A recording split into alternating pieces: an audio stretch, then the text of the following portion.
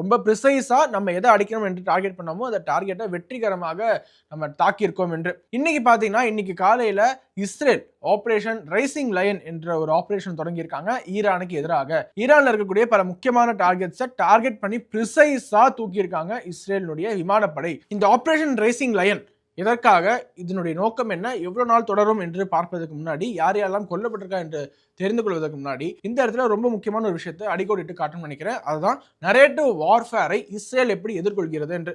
நம்ம இந்தியா பாகிஸ்தான் போரின் பொழுது நம்மளுடைய ராணுவ தளபதிகள் முன்னாடியே சொல்லியிருந்தாங்க, இந்த நெகட்டிவ் மிஸ்இன்ஃபர்மேஷன் இருக்குல்ல, இந்தியாவுக்கு எதிரான தகவல்களை நம்ம எதிர்கொள்வதற்கே எங்களுக்கு நிறைய நேரம் செலவிடப்படுகிறது. இந்தியாவில் பரப்பப்படக்கூடிய மிஸ்இன்ஃபர்மேஷன், அதை தவிர இன்டர்நேஷனல் கண்ட்ரீஸ்ல இந்தியாவுக்கு எதிரான தகவல்கள், அதாவது பாகிஸ்தான்ல அப்பாவி மக்களை இந்தியா கொன்றுவிட்டது என்ற அந்த தவறான தகவலை எளிதில் கடத்துவதற்கான முயற்சி நடந்துகிட்டே இருந்தது. அதை இந்தியாவால சரியா கவுண்டர் பண்ண முடியல. ஆனா இஸ்ரேல் பாத்தீங்கன்னா ரொம்ப தெளிவாக அவங்க ப்ரிசைஸா டார்கெட் பண்ணி ஸ்ட்ரைக் பண்ண உடனே அவர்களுடைய எல்லா ட்விட்டர் பேஜ்லையும் சரி, எதற்காக நாங்க இந்த அட்டாக்கை செய்தோம், ஏனென்றால் ரொம்ப நாளாவே பாத்தீங்கன்னா ஈரான் இருக்கக்கூடிய அந்த சுப்ரீம் லீடர் அயத்துல்லா கமனியா இருக்கட்டும், இல்ல ஒட்டுமொத்தமாக ஈரான் இருக்கக்கூடிய கவர்மெண்ட் இஸ்ரேலை நாங்கள் அழித்து ஒழிப்போம், death to Israel, death to America, death to UK என்று பொதுவெளியில சொல்ல ஆரம்பிக்கிறாங்க.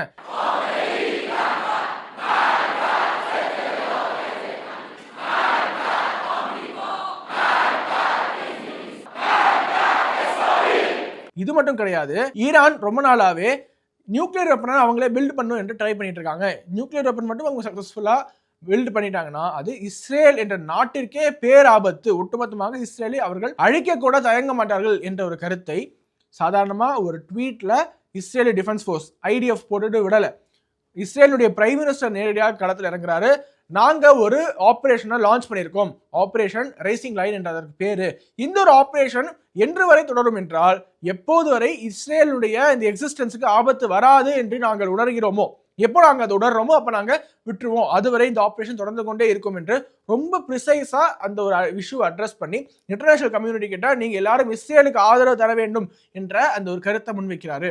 Moments ago, Israel launched Operation Rising Lion, a targeted military operation to roll back the Iranian threat to Israel's very survival. This operation will continue for as many days as it takes to remove this threat.